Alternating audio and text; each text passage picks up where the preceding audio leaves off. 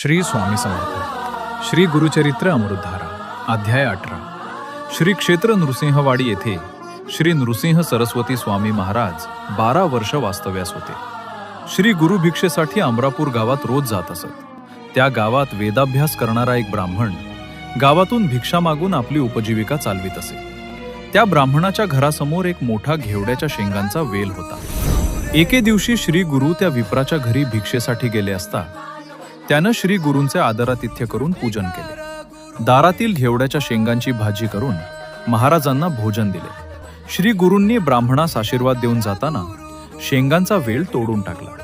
त्यावेळी ब्राह्मणाचे कुटुंबीय यतीश्वरांना दोष देऊ लागले.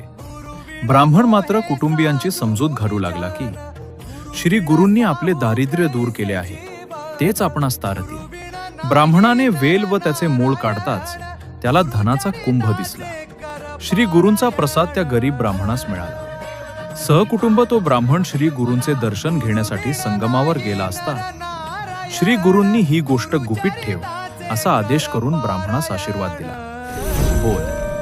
श्री गुरुकृपेने दारिद्र्य दूर होऊन अखंड लक्ष्मी प्राप्त होईल.